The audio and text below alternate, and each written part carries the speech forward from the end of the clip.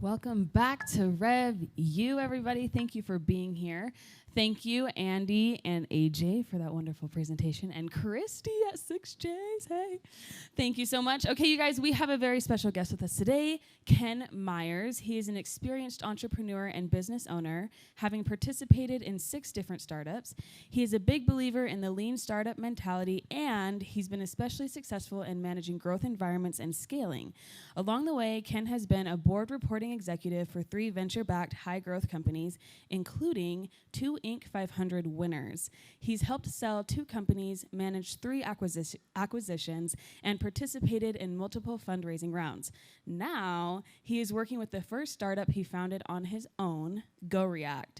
The company has been in business for 10 years, is a Utah top workplace, and in 2018 was the 4th fastest growing company in Utah. Ken grew up in Connecticut, but has been a Silicon Slopes resident for the last 30 years. He is the happy father of 4 mostly college-age children and loves doing whatever they like to do. So give a warm welcome to Ken Meyers.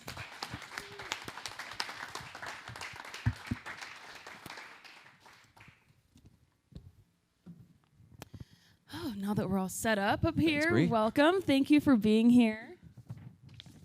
Ken, I want to get started at the beginning with you. Talk to me about where your entrepreneurial spirit came from and early opportunities, schooling, the first business you started, things like that.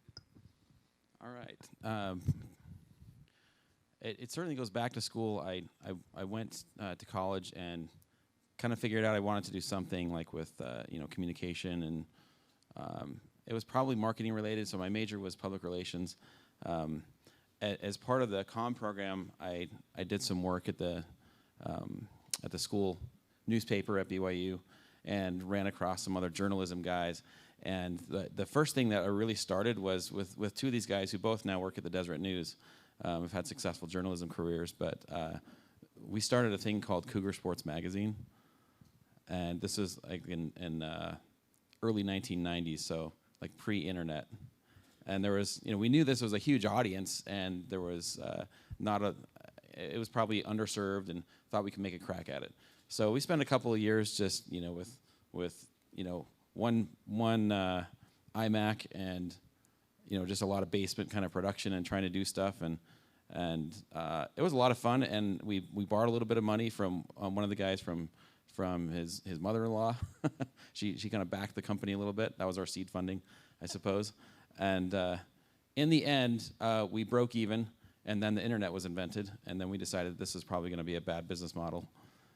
And so we exited. We sold it to some dudes, some out of state that were trying to roll up a bunch of these, and I have no idea how that went for them, but we made enough money to pay back our friend's mother-in-law, which was enough to get out and leave everybody feeling good about it.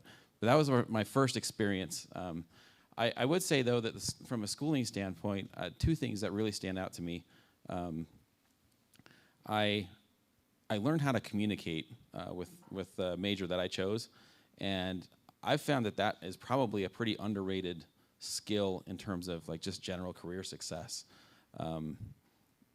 The ability to, if you have 2 people who are equally capable, the one who can communicate their ideas better often rises to the occasion a little more often, or gets noticed, gets recognized. And, as I've had to for the past, like almost 20 years, as I've participated in things like board meetings, the ability to communicate well has been really, really important. And I don't feel like, in this format, for example, I'm not as comfortable on my feet, just kind of unscripted. That's not my favorite. So if you'll all, kind of forgive whatever discomfort I have in this format. You shouldn't have told me that. I know, right? Bree's she's gonna come after me now. But just in general, the ability to communicate, in slides or just to synthesize and succinctly communicate ideas, I've found to be really, really important when you're pitching investors. To be able to build a deck that really communicates well exactly what your value proposition is, and help put them in the shoes of your buyer, and help them understand, why your value proposition works. All those things are all just examples. Then you fast forward. So my first job was, I was kind of a marketing schmo at Dentrix, which was, at the time, there was like 25 employees, and it was this new Windows disruptor to the dental software field. So if you went to the dentist when you were a kid my age, back in the day, then you would they'd have the computer and they'd check you in. And it was all kind of green screen type. And we were built on Windows 3.1, like this new visual thing. And that was a really cool experience, just being there. And the company was bought while I was there. And but I learned early on in this marketing job that I was interested in tons of stuff, like lots of other stuff beyond just the marketing. And I was really interested in product and like what the product was doing. And I decided to go back to MBA school. And for me, that was a really good foundation to learn a couple of really important things. One was why finances matter, and just to understand kind of the financial background of a company, the underpinnings of success. And then I feel like I learned a lot about strategy just as a principle. Like, what does strategy entail? Why alignment matters inside an organization, all those things. I think today, more and more you can cobble that together kind of from a lot more online resources. But even then, I would say I'm still a big advocate for school, and I felt like it was a big deal for me. So after all of those experiences, which seems like a plethora of them, you got involved with AdvancedMD, yes? And you joined them a few years in when they were doing some management resetting. Talk to me about your experience growing that business and the go-to-market strategy with them. That was super interesting. I've certainly had a chance to be inside some successful and even not so successful businesses along the way. AdvancedMD was a really fun ride.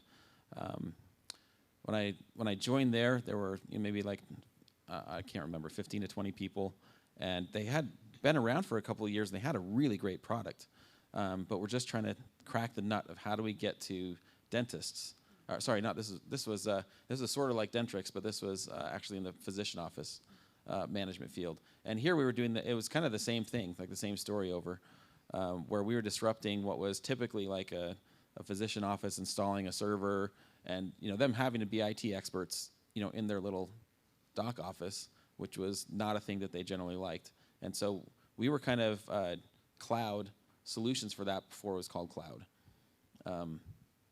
That was early and new. And so for us, going to market had a couple of challenges. One was this was a super mature industry. We had over 800 identifiable competitors. Wow. Every physician office in the country has some kind of computer system, and it was super fragmented, and there was just a lot of noise in the market. And then on top of that, there was the issue of trust. We're really early, almost too early in some cases to the market with kind of a SaaS solution for this kind of problem. And so the feeling of kind of confidentiality of medical records and all that, it was hard. And so we had to build trust, and we had to get noticed, I think, was a way to talk about that, going to market there. And we ended up doing some kind of crazy and different things. And I would suggest that this is even something that could still work today. We ended up doing like really big direct mail pieces that were giant, and you were going to get noticed when it just landed on your desk with all the other noise and bills and other pieces of stuff. And we actually did a big campaign, and it flopped. And then we went and got some expertise from people who are direct mail experts, marketing experts. And they didn't tweak a whole lot, but what they tweaked were things that mattered. And we turned around and started to get inquiries, started to get leads. And once you can kind of start the lead flywheel, and if you're in a market where you can continue to build on things like word of mouth and reputation, then it starts to go. And that company was a great success. And at some point, you exited with the company, yes? Can you talk to me about that process? Yeah, you bet. And that experience? That one was pretty interesting. I hadn't really, I don't know, in my mind, an exit was generally like some other big company buys you, right? And they just roll you into whatever they do.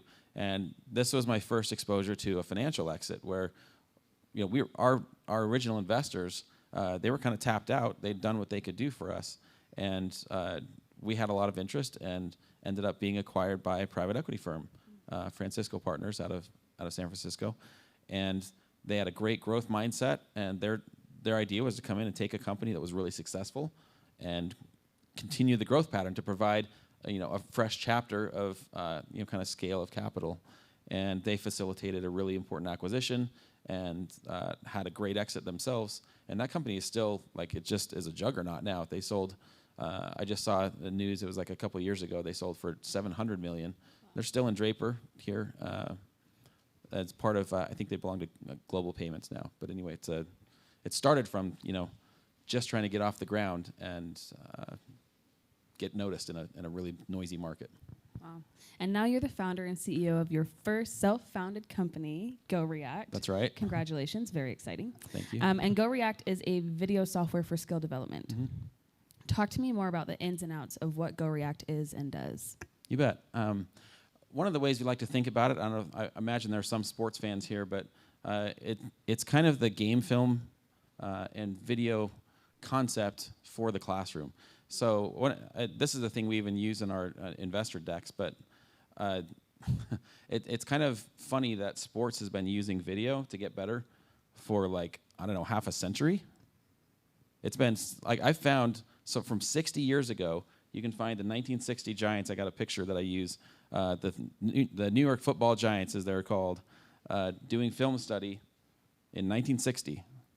And today in the classroom in 2021, too many people are trying to develop skills like, akin to sports skills, but in other kinds of fields with live observation and clipboards.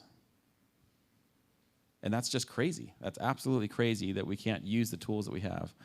So GoReact is a platform for video coaching and assessment that we sell right now primarily into colleges and universities to use in all kinds of other, kind of not sports, other kinds of skills like teaching or communication or languages or clinical professions like nursing, things like that have a really heavy kind of skill, performance, assessment, observation component that's all part of the process. And then you can use a tool set like GoReact to video that skill demonstration, to assess it, to provide time-coded comments, and basically break down the video with them, just like I would with my kids when I was coaching them in baseball.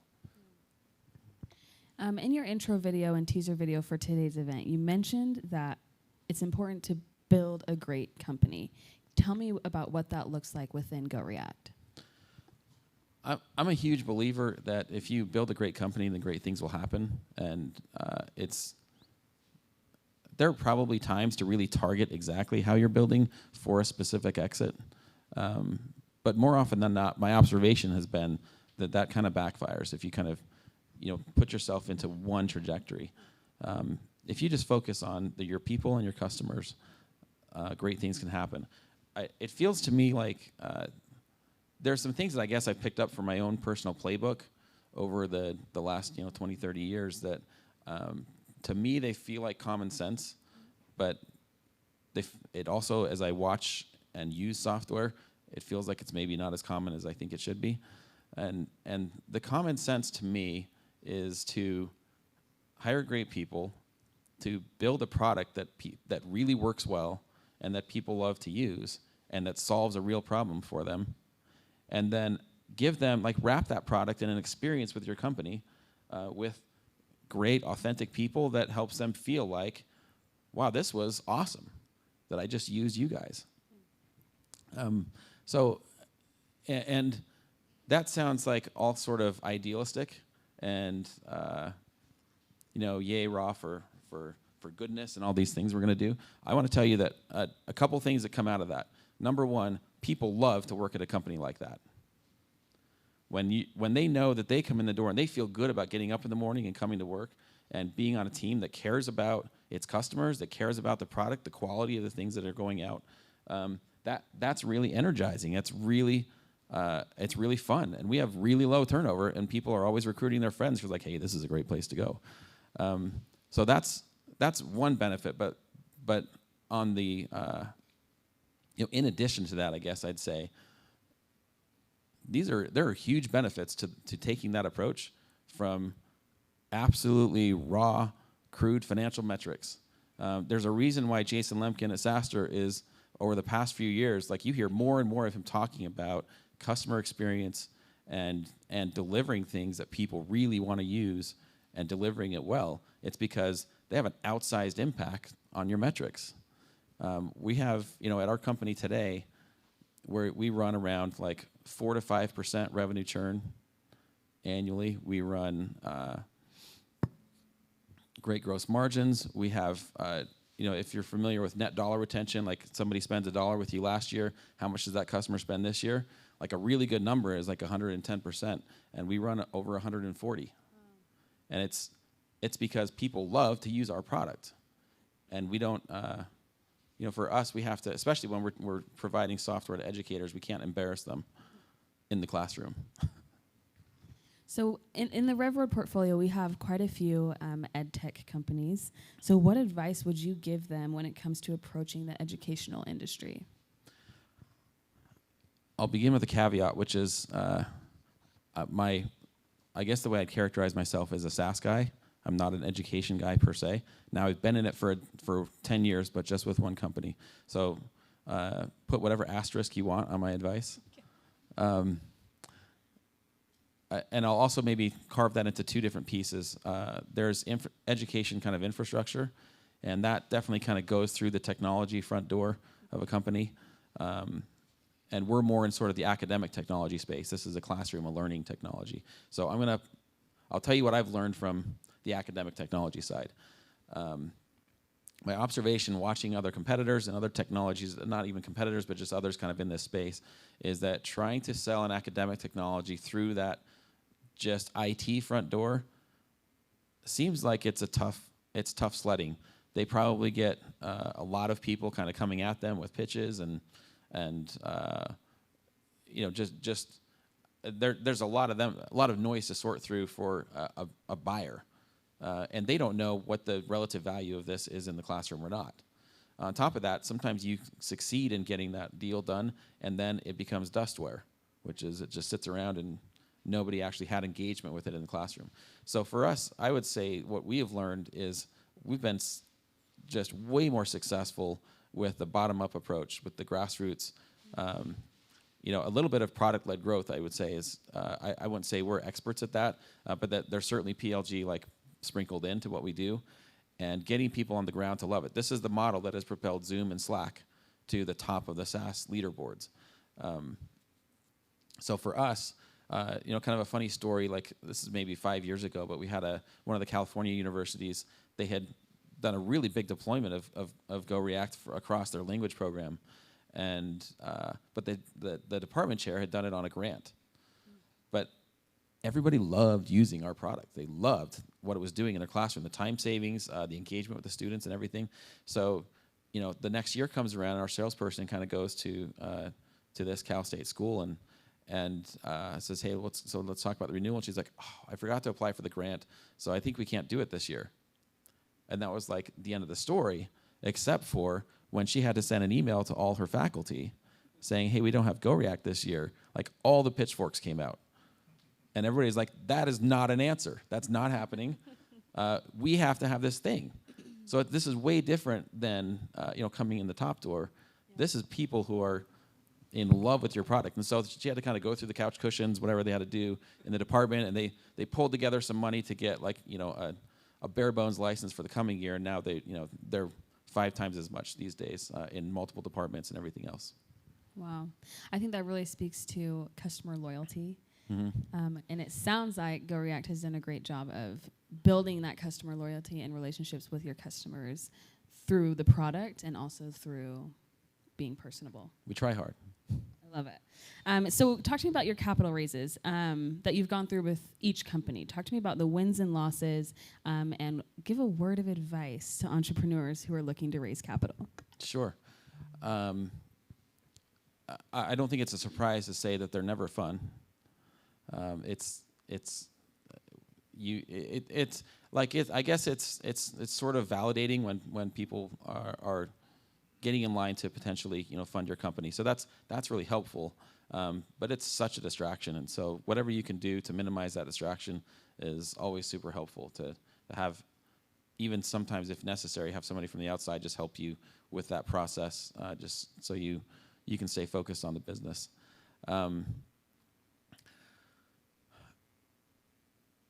I would also say that one of the things I've learned is to not oversell. It feels like you kind of have to, sometimes just with your projections, there's a game that kind of has to be played there. So you can play the game within reason, I would say. But also, if you demonstrate that you're willing to show a wart or two in your fundraising process, that builds a ton of credibility with your investors, with potential investors, to understand, hey, I'm going to tell you the good and the bad. Here's things we think about it, or things that keep us up at night. But here's all the really important opportunities. They're going to look for those things anyway. They know there's no perfect company. These guys have been around. They're seeing hundreds of presentations a year. So they would rather know that they have a management team that they can have an honest dialogue with. They're going to be weighing your strengths versus your weaknesses. So you might as well pop out with a couple of them and say, hey, these are things we want to solve with a capital raise, for example. I've heard you say it, and I've heard some founders at RevRoad say it: nail it and then scale it. Can you expand on what that means? Yeah, you bet. I do want to, if we have time, I want to go back to one more thought on investors as well. Absolutely. You want to do that first? Sure. Yeah, okay. Let's do that first. Okay. So the other thing that I would, I guess, give a piece of advice on is looking really carefully at investor fit. I've had both kinds of, I've had 2 negative investor experiences and 3 or 4 positive investor experiences in my career. And the fit is, I think, a little bit underrated. The company before I started GoReact, the Series B investors really had kind of a window of a profile of what a success looked like for that investment. And it was going to be a really big stretch for a company like that in the market we were in to get there. And as it turned out, there ended up being just some challenges with the board really kind of pushing, a couple of the investors pushing on, maybe some strategies that were, in my mind, a little bit of kind of a wild swing at just being able to get to XYZ valuation. And it turned out they ended up kind of abandoning the main strategy, the thing that was working, in order to take these wild swings, and it all just kind of fell apart. It just didn't go as well as it could have. On the other hand, our investors that we have with GoReact have been absolutely awesome. And one of the things that was really helpful is that we didn't know when we were taking our Series A where this company was going to go. We didn't know how big it could be. We had a pretty good idea that it probably wasn't going to be like an IPO company, just because how it would fit. Eventually, it needed to be part of a bigger ecosystem. But they have a much wider window of what a win looks like.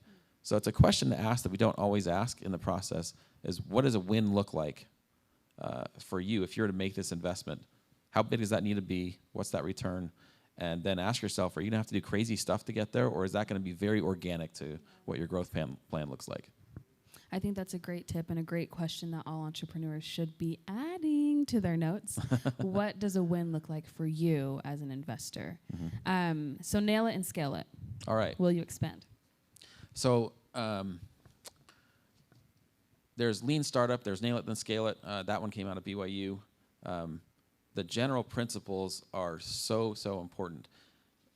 It is almost impossible not to waste money that you've raised if you have not nailed your product market fit. And I think that's one of the things I think I love about RevRoad is that it's a long play when you participate here. So nobody paid me to make this commercial. I'm just telling you guys I think the model's pretty cool. That it's one thing to get boot camped for like 90 days, but it takes time to get the product market fit, and to be able to have a little bit of shoring up on resources and some help along the way to get there, to understand what the customer needs and that job to be done that they're hiring your product for. It's magic once you find it. If you almost get product market fit, you will almost blow it out of the water, but not. Right, and there are too many products that I just read a recent Jason Lemkin piece. I think this is like only a month ago. He talked about why so many companies stall out at 10 million, which is, you think if you get to 10 million in a SaaS company, that's like you're really on the way. But he said you typically they have a product that some people like and it fits, but they've kind of exhausted that market, that subset of their target market, and it doesn't have broad enough appeal. And people don't love using their product. They're just not beloved products. They're a product somebody uses because it fits a need for some specific situation, but it's not all the way there. Looking back at investors a little bit, I want to kind of backtrack. Can you elaborate? You've mentioned that you prefer a hands-off approach with investors, or do you prefer that? Excuse me. I guess I would say it depends on where you are in your career. So it's our current investors have not been super involved, but very. I think what I like always is the accountability. Even though it's hard to do that as a founder, to say, okay, I'm going to sign up. It's really fun to be the board yourself, right? You're like, hey, I'm the board. If I want to do something, I sign a paper and then I do it, right? Right. And but I don't really have that accountability. And our group, 5 Elms out of Kansas City, has done a great job of helping us be accountable to our own metrics and targets, and helping us drive the business and see, not in like a punitive way, just to make sure we stay focused on those things. So that it just gives me somebody else to talk to. I also love that I can bounce ideas off them. Yeah. They're seeing, that, our guy sits on, I don't know how many boards, and as a firm, they sit on, 50 or 60, yeah. And plus, all the ones that they've had in the past. So that perspective is super helpful. If I were a founder that was much earlier, if I was in my 20s and I didn't have, all these miles on my odometer, I'd probably look for somebody who had more operational expertise to lend me. I'm at a point in my career where I've been there and done that a number of times. So it's not more of an arrogance thing. It's more of like just an experience thing. And the things I need are perspective and strategy. That's what I need, because I'm actually kind of more of a career COO, to be honest. So my weakness is that I will get in the weeds. I'm totally operational. I don't necessarily need that help. My problem is I got to back out and have somebody help me with strategy. So that kind of dovetails into just, as you think about what you need around you from your board or other executives, is knowing what you're strong at, but probably even more importantly, knowing what you're not as strong at. Sure. So in your earlier days, when you were working with investors or partners or mentors, who was someone that influenced your career? There's been a few, for sure. Paul Ahlstrom, who's one of the co-authors of Nail It, Then Scale It, he happened to be my board member. He was the one that recruited me to one of these companies, and it was before the book was published. So he had it all. It was all like a big PowerPoint deck that he was working on. He's one of, if you don't know his name, he's one of I'd call him one of the godfathers of venture capital in Utah. Paul had been putting together this thesis over all this time, like over 20 years. Like, how do I not waste the first $5 million that I put into a company? That was basically his idea. And so I got treated to a 3-hour sit down with Paul, just going through his entire kind of Nail It Then Scale It slide deck in the V-Spring offices. They were called V-Spring back then, up in Salt Lake. And it was pretty life-changing just to really think about that. And then there's been more since then with Eric Ries and Lean Startup and everything else. But so Paul's definitely one of them. Our CEO at AdvancedMD was a guy I had worked with before at Dentrix. Jim Pack has been a huge mentor for me. He's one of the scrappiest CEOs I've ever known, just entrepreneur kind of at heart. And he just was always good to people as well. I think I learned that AdvancedMD experience is really formative for me in really kind of putting together what my playbook looks like. And a lot of that has to do with working with Jim. And then I guess I can tell you guys just kind of a funny, two guys that I worked with. I went back, I told you I went back to MBA school. In the middle of that process, I was looking for my internship that you do between the first and second year. And I was looking at kind of the usual like tech, like HP or Intel or whoever. This is in the 90s. And I ended up instead hooking up with a couple of guys named Josh James and John Pastana, who were doing websites for people. So they just dropped out of school, and there were 7 of us when I started with these guys. And they wanted me to kind of run the web agency because they were doing like Zions Bank and Ancestry.com and like some cool web properties locally, like Lagoon. That was a fun website. But they had built this tracker thing, the stats tracker called Superstats, that was like blowing up. And so they wanted to explore that. And I mean, you know where this story goes, but it was, those early days were pretty crazy. And I would say the thing that I learned from the two of them were they were just fearless, absolutely fearless. I mean, when I was there, for the first 2 years, I was the only one who could even rent a car, because everybody they were all under 25, and I was I was the gray hair at 28, and so and it grew, and like very shortly we're like, you know what, the web business, that was fine and all, but we just ditched it all. Like we just gave the clients to another agency in Salt Lake, and everything went into Superstats, which became Omniture, and I left after a couple of years. I confess that the intensity was super high for me and my young family, and the rest for them was history, and they sold it for almost $2 billion to Adobe. Wow.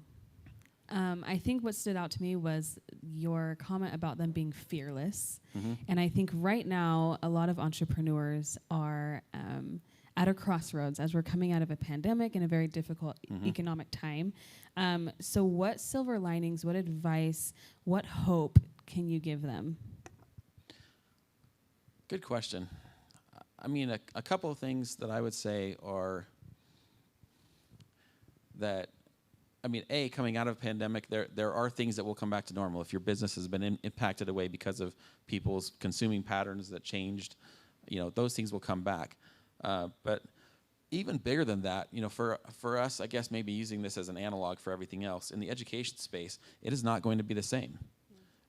Educators, when we sell to colleges and universities, they understand now that they can have bigger reach if they will support much more broadly, like a hybrid classroom environment where it's not just being married to they're in the classroom.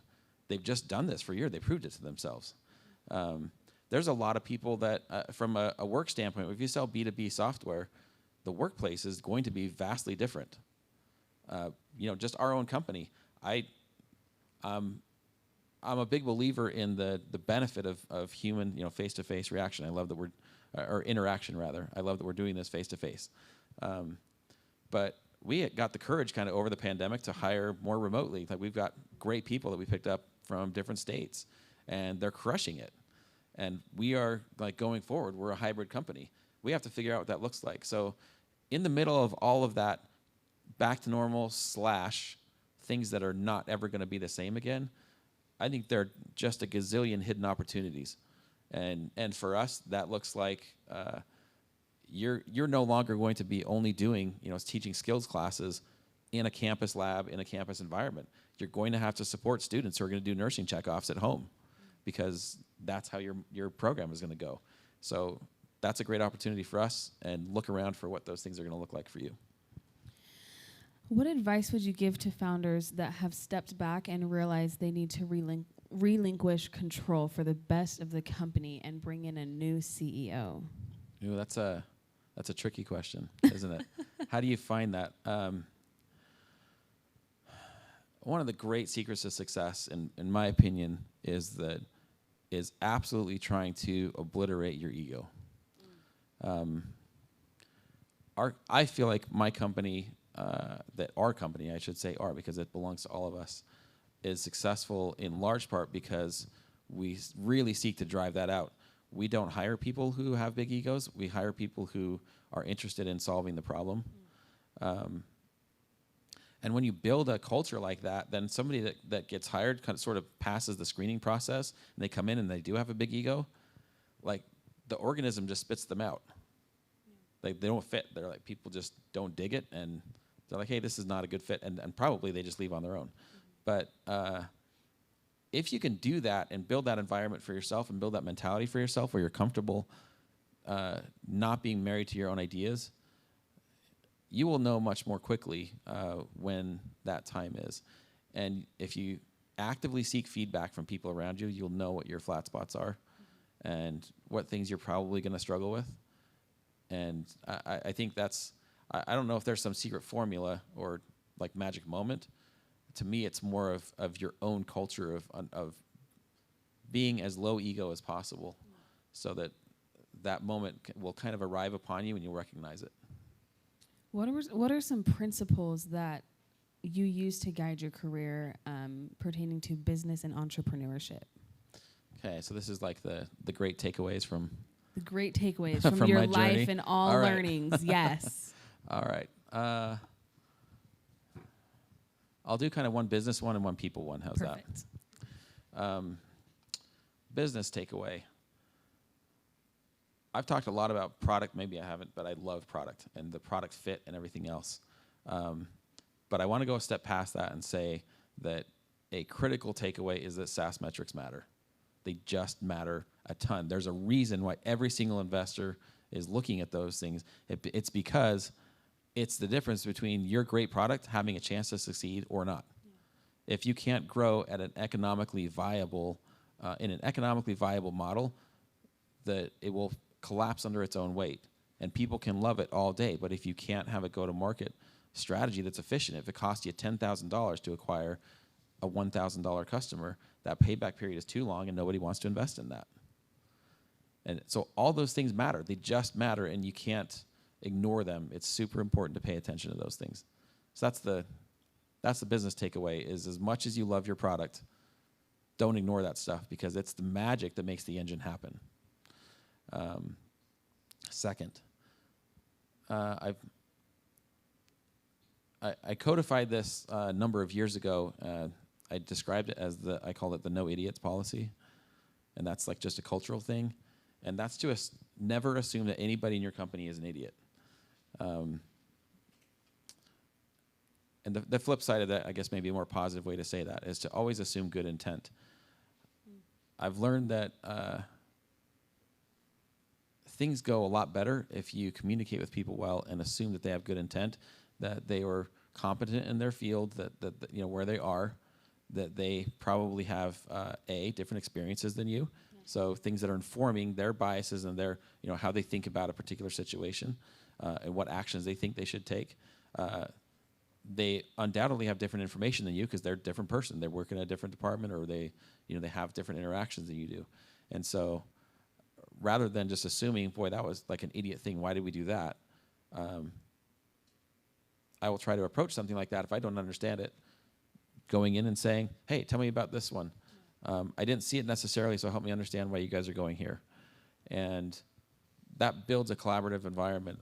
What I love is having that kind of collaboration and good intent assumption around an entire team.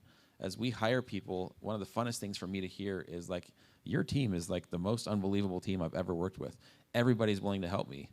And I feel like I'm smart, and that people value my expertise and everything else. So those are kind of the underpinnings of just assuming nobody's an idiot. I love that. And I that was one of my favorite parts of our conversation that we had previously, so I'm glad we got to that. Before we open it up for audience questions, is there any last drop of wisdom you want to give us? I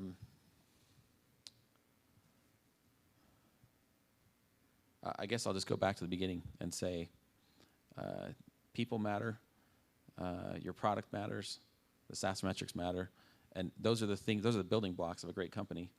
And do that thing, build the great building blocks, and then all the growth opportunities are not going to break your company.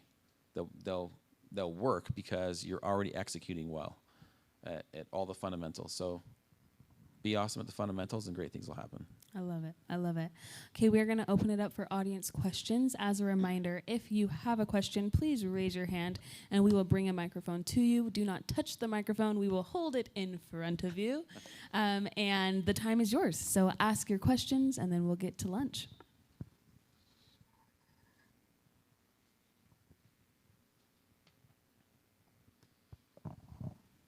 You mentioned when you were working with Josh and James that you kind of backed away after a couple of years because your family life was a little more intense and you were able to handle that company. What's kind of your takeaway for balancing business and family as you've gone forward? That's a great question. We have two things we put on our job postings for GoReact, and I think they're reflective of my own personal philosophy, so I'll share them with you. One is that we put on there that we have a no jerks policy. So nobody's allowed to be a jerk. And that kind of goes with the ego kind of self-selection thing. We want people that are problem solvers, not people that come in with egos that they know how to solve every problem. The second one is that we have a company dinner plan, and that is be home for dinner. So that's just kind of slightly humorous way of announcing our company culture. I describe this, I still do, we're at 75 employees, but I still, for every new employee, number one, I interview everybody before we hire them, still, just for my own last take on culture fit. And then number two is I do a personal orientation that's like 4 hours, if you guys can believe this. I spend the first 2 hours, like before lunch, giving them essentially an investor pitch to say, hey, this is why our company is awesome. And it gives them a big picture view of how we fit into the universe of our market and everything else. The second 2 hours after lunch, we talk about our culture. And one of the things that I share is I believe in kind of a give-take relationship. I believe in making deposits. So what I tell our team is we believe in being there for you when it's important. So if it's 9:30 in the morning and your second grader is in their Halloween parade and you want to go see them at their with their costume on or whatever, please go do that. Like take time to be with your family, and we'll make those deposits. And my philosophy has been, if I make those deposits into my employees' kind of emotional accounts, then what we hope for is that when it's important to the company, that you'll be here for us. And that works over and over and over again. We have never, one of the things my developer team loves is that we don't do, forced marches, I guess is what they're, kind of called in that industry. When we have deadlines, we try to, we work together to figure out, okay, what can we do if there's actually a hard deadline? What can we fit in scope and what can't we? But it's always a collaborative thing. There's nothing that's forced where the company is going to demand something of you. When COVID hit, we did a great big, we pivoted immediately to, hey, we're going to do a free offer. And this was a giant deal for us. We gave away like $4 million in licenses over 90 days to people that just needed emergency service to deal with going off of campus. And it was really successful from an exposure standpoint. But my marketing team worked all weekend to put together a web page and like the offer stuff, all the details. Nobody asked them to do that. Nobody said, hey guys, we have to have this by Monday. They was like, hey, we can do this over the weekend. But they were ready because we put in deposits over time. If that makes sense. Ken, great job. That was a really interesting interview and series. You mentioned earlier on that there was a hesitation or a concern about hiring outside of the state, and I guess my question would be, what were those reservations, and then how did you get over those and find that was a huge success for your company? I mean, the truth of it is I'm just a people person from that perspective. I love person-to-person interaction, and there's plenty of research that talks about the value of that, and it's just more difficult.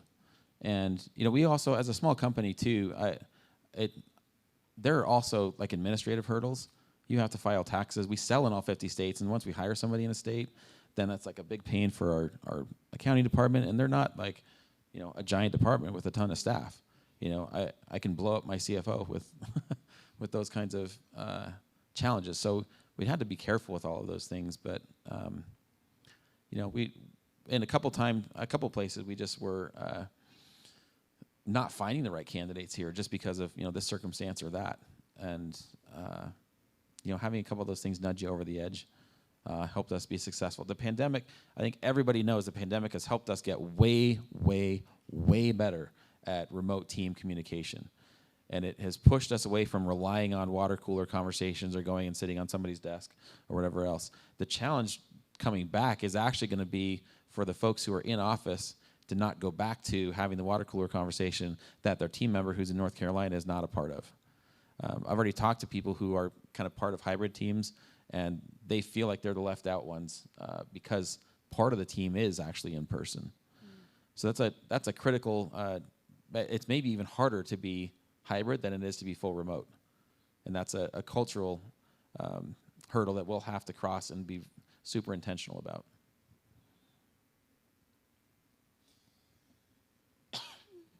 So you talked a little bit about the importance of finding product market fit. So I have two questions with that.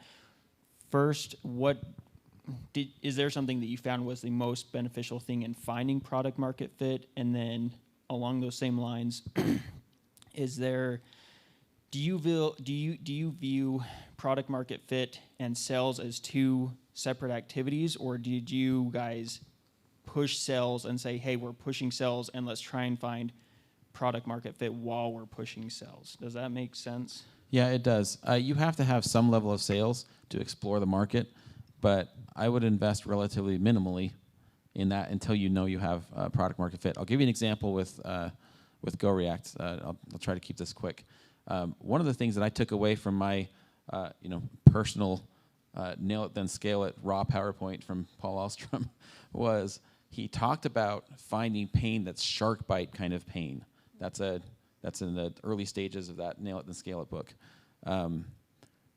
That people will part with money out of their wallet to solve. Too many people, entrepreneurs, have a great product idea and go to lots of people and get lots of validation around a product that solves a mosquito bite kind of pain. The problem is people don't pay money to solve mosquito bite pain.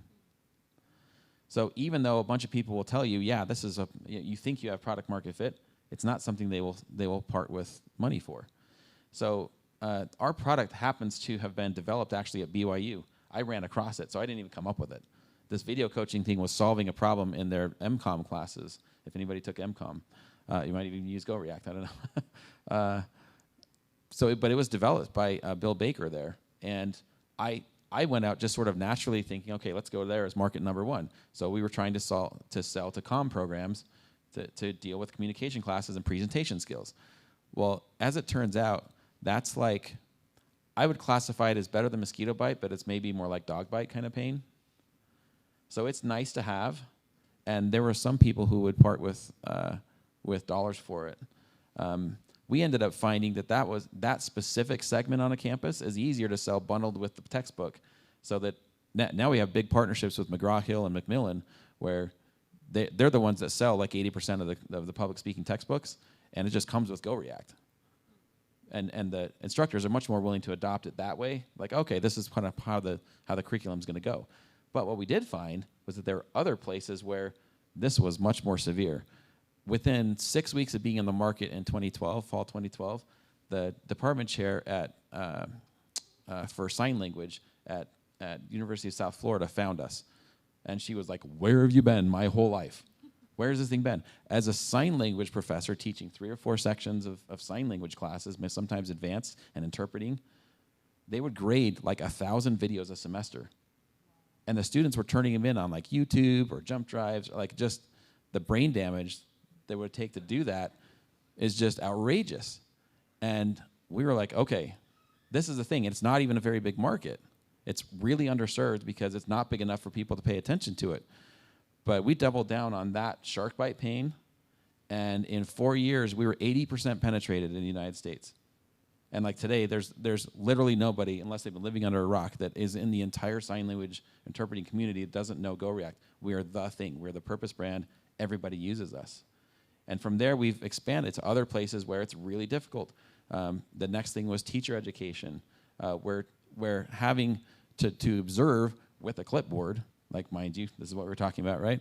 A student teacher who lives out of state, or even in state, like they're going to some rural, they're doing their student teaching in some rural community, then that starts to get really expensive and painful. And finding those places, I guess, where it's shark bite pain, that's the critical piece of product market fit. Sales will help you, but you need lots and lots and lots of conversations around things to figure that out.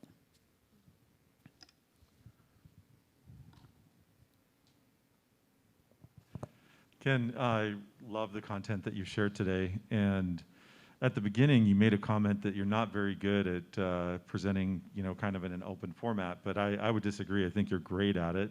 And I think everybody else would agree with that. Yep. And I know that you said that you studied communication and that it's been a differentiator for you. What would you share with me and with others online and here about just 1 or 2 things that really make a difference in how someone communicates? That's a great question.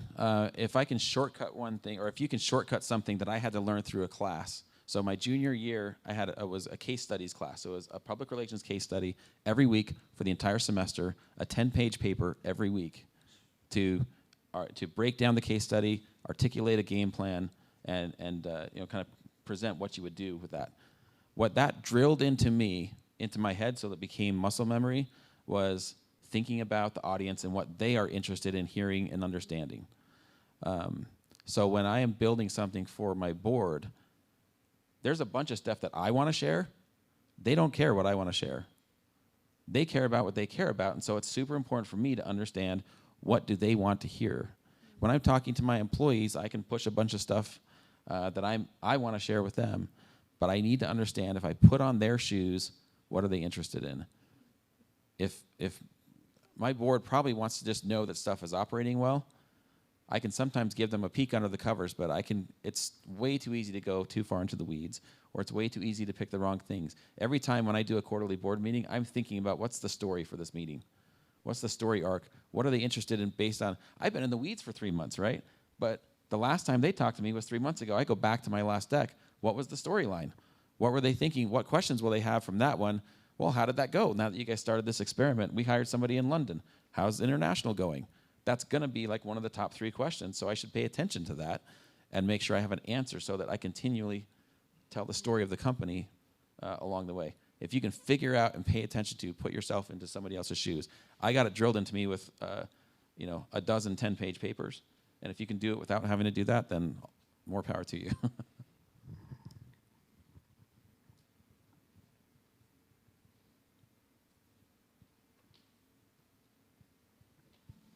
I have a very pointed question. Sure. You love people. You love making sure people are taken care of, right? And when we hire somebody, a lot of times we have the best intent hiring them and we can see their potential. At what point, when somebody becomes toxic, because we can't control that, right? It's all their paradigm. At what point do you say, okay, this is not good for the business, and you decide to go a different route, loving people? Well, that's a great and difficult question.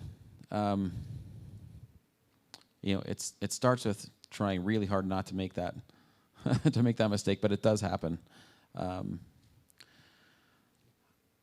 I've found I don't know how, somehow we've managed to not really burn bridges with employees that we've had to let go in that kind of a environment. What I usually find is there's something there that's not working for them either. And having an honest conversation, this is kind of how it's gone, is coming to that conclusion and saying, hey, you know what? I'd like to talk today. It feels like this is not working for either of us. Tell me what's not working for you. And here's what's been challenging on our side. If you can do that and say, you know what, I think you're going to be happier somewhere else, because this is, if they're constantly negative, there's obviously something that's not working. And so if you can do a really good job of helping them realize, hey, I actually am going to be happier somewhere else, and then treat them really generously on the way out the door. I've made great friends. Like I ran into, last time they had actual Silicon Slopes, like the event in January, I ran into 3 former employees who, it didn't work out for one reason or another. And like they were all super excited to see me and like, hey, how's it going? And they landed in a great place, and they're super glad that they kind of changed boats and went to try something different. I've tried to give them even a little bit of advice on the way out, like, hey, this is one of the reasons I see this is not working is because you're actually good at this other thing, or you're better, this might be a better fit for you. Just as you're thinking about what's next. That's been my observation. So just being authentic with them and listening and trying to understand what doesn't work for them. That was a little bit of a long answer. Does that help? Okay. All right, one final question that we love to ask. What is something fun that your success has allowed you to do?